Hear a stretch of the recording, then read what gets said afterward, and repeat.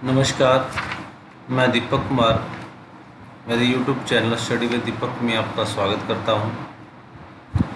आज के इस वीडियो के अंदर हमारी जो +1 की हिस्ट्री की बुक है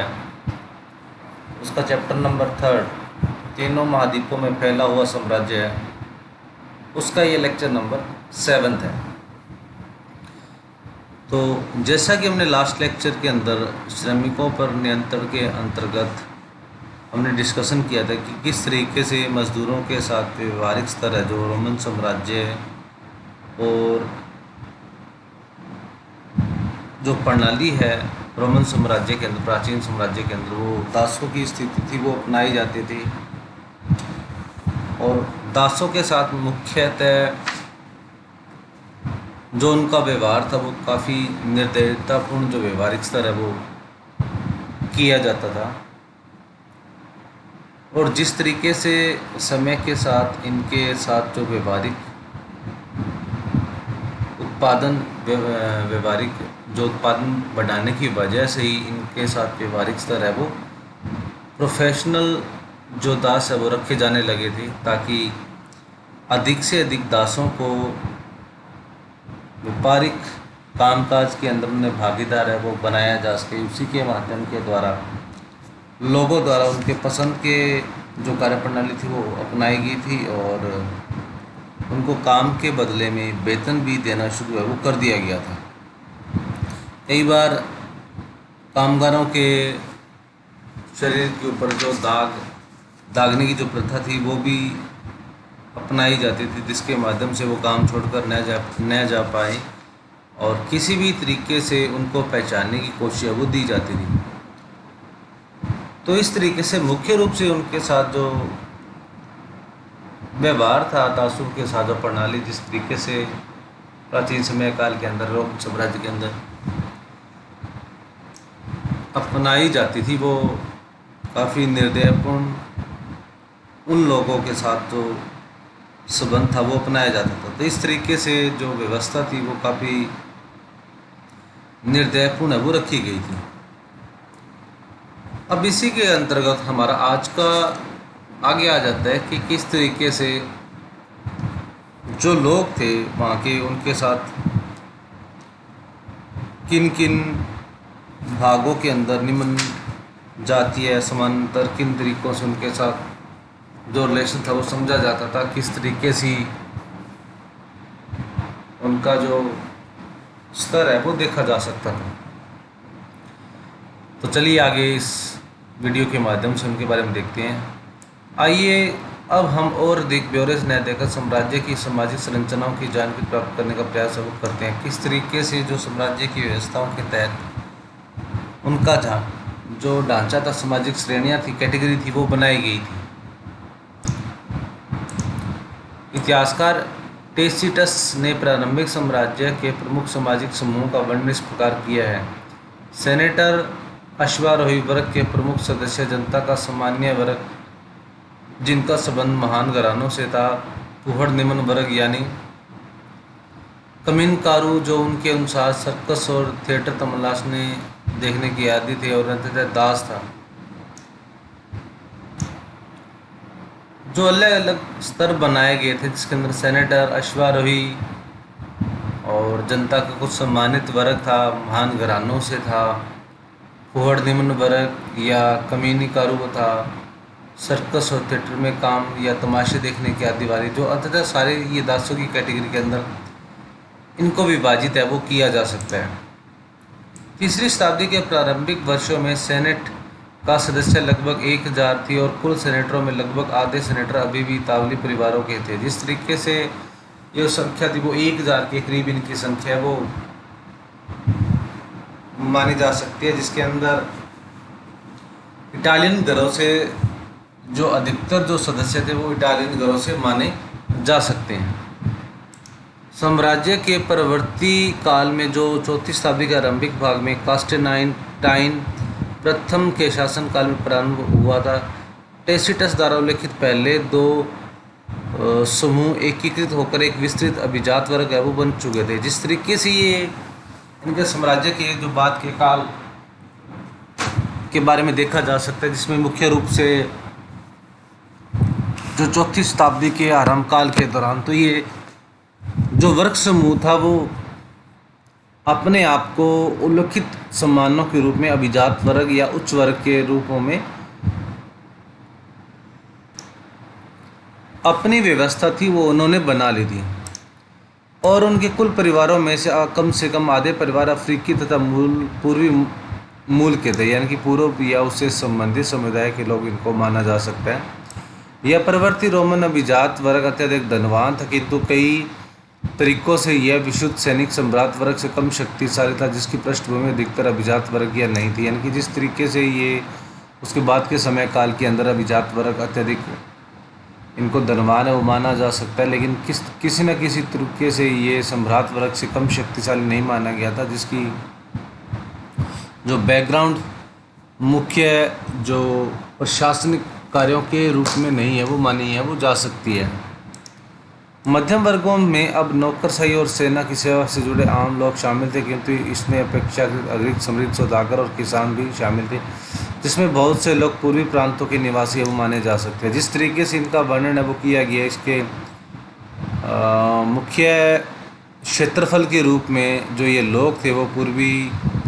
हिस्सों या उसके समुदाय से माने जा सकते हैं, रोमन साम्राज्य के या इटाली साम्राज्य के, जिसके अंदर मुख्य रूप से इसमें नौकरशाही और सेना से जुड़े लोग शामिल थे। लेकिन काफ़ी इसमें जो मुख्य अन्य लोग थे वो सौदागर किसान जो लोग थे उनको शामिल है वो इसके अंदर शामिल है वो किया जा सकता है। टेसिटस ने इस सामान्य मध्यम वर्ग का महान सीनेट ग्रहों के अस्तित्व के रूप में वर्णन है वो किया। मुख्य रूप से सरकारी सेवा और राज्य पर निर्भरता ही इन मध्यम वर्गीय परिवारों का भरण पोषण अब करती थी। जिस तरीके से ये परिवार संचालित होते थे उसके सबसे जो महत्वपूर्ण कार्य था वो सेवा भाव और राज्य के ऊपर जो निर्भरता थी वो देखी जा सकती है, जिसके माध्यम के द्वारा इनके जो परिवारों के भरण पोषण के लिए मुख्य है वो माने जा सकते हैं। उनसे नीचे भारी संख्या में निम्नतर वर्गों का एक विशाल समूह था, जिसमें सामूहिक रूप से हुमिली और इस यानी निम्नतर वर्ग है वो कहा जाता था। इसी के वर्ग से अन्य वर्ग जो समूह का नाम लिया जा सकता है वो विशाल जनसंख्या के अंदर माने जा सकते हैं, जिसमें निम्न से वर्ग संबंधित जो समुदाय थे यानी कि सबसे गरीब लोगों के इसके अंदर शामिल है वो माना जा सकता है। इसमें ग्रामीण श्रमिक शामिल थे, जिसमें बहुत से लोग स्थायी रूप से बड़ी जागीरों में नियोजित रहते थे। औद्योगिक तथा खनन प्रतिष्ठानों के कामगार, प्रवासी कामगार और अनाज तथा जैतून की फसल कटाई और निर्माण उद्योग के लिए अधिकांश श्रम की पूर्ति करते थे। स्वयं नियोजित शिल्पकार थे, जो ऐसा बताया जाता था कि मजदूरी पाने वाले श्रमिकों की तुलना में बेहतर खाते पीते थे। बहुत बड़ी संख्या में कभी कभी काम करने वाले श्रमिक विशेषकर बड़े शहरों में और वस्तुतः हजारों गुलाम जो विशेष रूप से पूर्वी साम्राज्य में पाए जाते थे। तो मुख्य रूप से ये जो लोग होते थे वो ग्रामीण श्रमिकों के लोग के अंदर शामिल है वो किए जा सकते हैं, जो काफ़ी अधिक मात्रा में परमानेंट रूप से जिनके जागीर के रूप में इनको संबोधित किया जा सकता है, जो औद्योगिक खनन और प्रस्थानों के रूप में कामगार थे, प्रवासी मजदूर थे, अनाज और जैतून की फसल की कटाई करने वाले, अन्य निर्माण कार्य करने वाले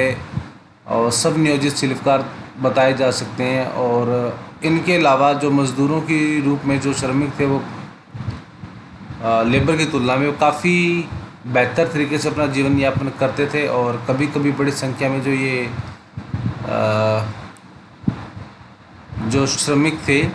जो कामगार थे, वो श्रमिकों की तुलना में बेहतर जीवन यापन करने के लिए विशेष रूप से गुलामी के साम्राज्य पाने के लिए पश्चिमी साम्राज्य के रूप में इनका अधिकतर हिस्सा वो माना जा सकता है। 5वीं शताब्दी के प्रारंभिक काल के एक इतिहासकार ओलिपी ओडोरस ने एक राजदूत भी था लिखा है कि रोमन साम्राज्य में रहने वाले कुलीन परिवारों को उनकी संपदाओं से वार्षिक आय 4000 पाउंड सोने के बराबर होती थी। इसमें वह उपज शामिल नहीं थी जिनका उपभोग सीधे वो कर लेते थे। यानी कि अगर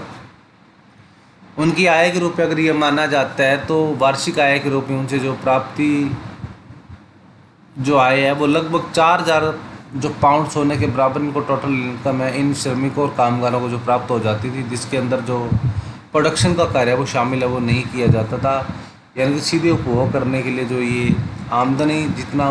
कमा पाते वो लगभग 4,000 सोने के पाउंड सोने के बराबर इनको आमदनी है वो हो जाती थी।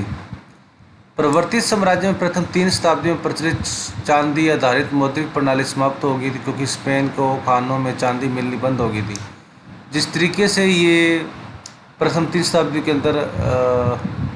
जो नीति अपनाई गई थी वो काफ़ी अधिक मात्रा में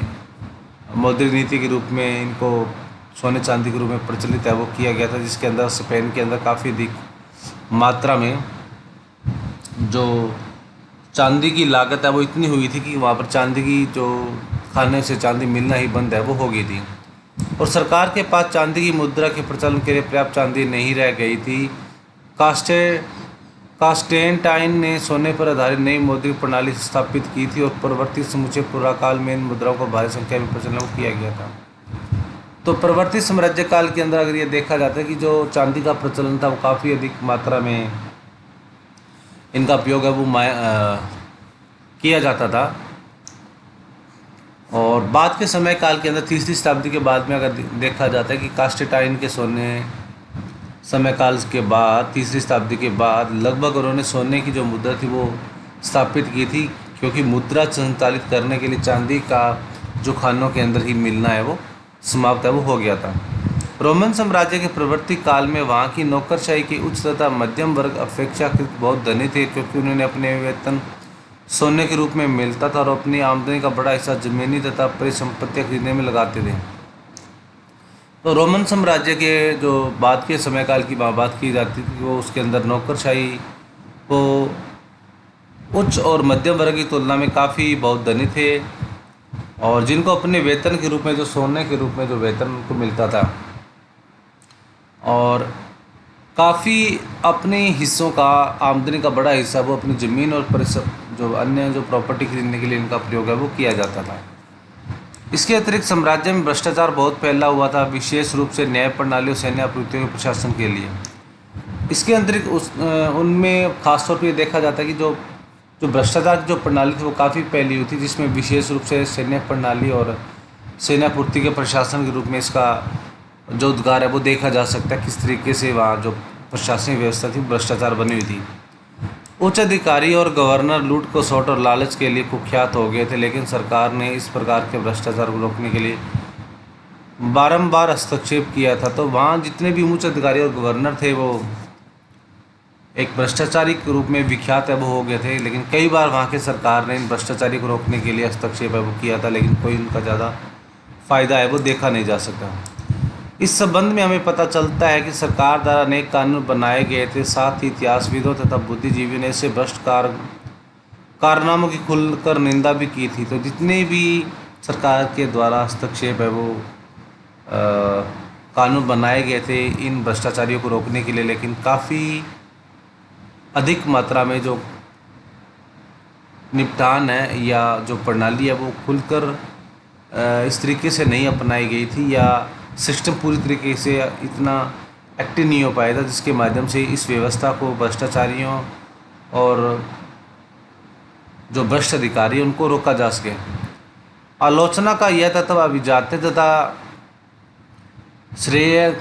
जगत की एक उल्लेखनीय विशेषता है, और मनुष्य राज्य तानशाही पर आधारित थी। वहाँ असहमति तथा आलोचना को कभी कभार ही बर्दाश्त वो किया जाता था। तो शुरुआती दौर के अंदर वहाँ जो प्रणाली अपनाई गई थी वो तानाशाही प्रशासनिक व्यवस्था वो अपनाई जाती थी, उसके बावजूद ही वहाँ की आलोचना और असहमति का जो उद्गार है वो लोगों के पक्ष में नहीं देखा जाता था, यानी लोगों के द्वारा इनका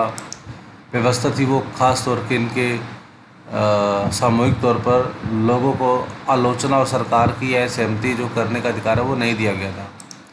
आमतौर पर सरकार विरोध का उत्तर हिंसात्मक कार्रवाई में देती थी, और तथापि चौथी शताब्दी तक आते आते रोमन कानून की प्रबल परंपरा का उद्भव है वो हो चुका था। उसने सर्वाधिक भयंकर सम्राटों पर भी अंकुश लगाने का काम है वो किया था। तो जिस तरीके से सरकार का जो विरोध है वो लोगों के द्वारा विरोध के द्वारा कार्रवाई की जाती थी, और लगभग चौथी शताब्दी तक आते आते जो काफ़ी मात्रा में जो कानून की संभावना थी वो प्रबल उद्भव है वो हो गई थी, जिसके अंदर सर्वाधिक रूप से सम्राटों पर अंकुश लगाने का काम है वो किया था, यानी कि जिस तरीके से राजाओं की शक्ति के ऊपर अंकुश लगाने का जो कार्य था वो किया जाता था। सम्राट लोग अपनी मनमानी नहीं कर सकते थे और नागरिक अधिकारों की रक्षा के लिए कानून सक्रिय रूप से प्रयोग है वो किया जाता था। तो मुख्य तौर पर इनके राजाओं के द्वारा जो कानून का अधिकार है वो अधिक मात्रा में एक्टिव बनाने के लिए, लोगों के प्रति ज़्यादा से ज़्यादा नागरिक अधिकार देने के लिए जो कानून थे वो एक्टिव है वो हो गए थे। इसलिए 4वीं शताब्दी के अंतिम दशकों को एम्ब्रोस जैसे शक्तिशाली विश्वकों के लिए यह संभव हो पाया कि यदि सम्राट आम जनता के प्रति अत्यधिक कठोर या दमनकारी हो गए हैं तो वे बिशप भी उतने ही अधिक शक्तिशाली से उनका मुकाबला कर सकते हैं। तो राज्य की प्रशासनिक व्यवस्था के रूप में जिस तरीके से बिशप की व्यवस्था की गई थी, तो 4वीं शताब्दी तक आते आते जो दशकों के बाद एम्ब्रोस जैसे जो बिशप थे वो काफ़ी शक्तिशाली हो गए थे, यानी कि सम्राट के द्वारा सबसे अधिक मात्रा में जनता के प्रति जो कठोर और दमनकारी जो नीति है वो अपनाई जाती थी, वो उसके माध्यम के द्वारा जितने अधिक मात्रा में बिशप के द्वारा उनको शक्तिशाली जो स्वरूप प्रदान किया जाता था, यानी कि राजा की जितनी भी मनमानी रोकने के लिए जो प्रणाली थी वो समय के साथ इनको लागू है वो की जाती थी। तो ये था हमारा आज का वीडियो, आज का लेक्चर, जिसके अंदर सामाजिक निर्माण प्रणाली के अंतर्गत जो व्यवस्था अपनाई जाती थी उनको किस तरीके से समझा जा सकता था। बाकी प्रशासनिक व्यवस्था के तौर पे वहाँ के भ्रष्टाचारी प्रशासन और अन्य समूह के द्वारा उनको देखा जा सकता है कि जो भ्रष्टाचार जो प्रणाली अपनाई जाती थी शुरुआती दौर के अंदर, कुछ ऐसे शासक रहे थे जिनको इस व्यवस्था को रोकने के लिए कारगर साबित है वो नहीं माना जा सकता। तो ये था हमारा आज का वीडियो, आज का वीडियो लेक्चर बस इतना ही। लेकिन जाने से पहले अगर आपको ये मेरा वीडियो पसंद आए तो प्लीज़ इसे लाइक करें। अगर आपने मेरा चैनल सब्सक्राइब नहीं किया स्टडी विद दीपक को तो सब्सक्राइब कर ले, दिए गए बेल आइकन को क्लिक कर ले ताकि जब भी वीडियो अपलोड हो उसका नोटिफिकेशन आपको मिलता रहे। तो इसी के साथ मेरी वीडियो ज़्यादा से ज़्यादा लाइक करें, इसे शेयर करें। तो आज का वीडियो बस इतना ही, मिलते हैं अगले वीडियो में नए लेक्चर के साथ। तब तक stay home, stay safe and be positive.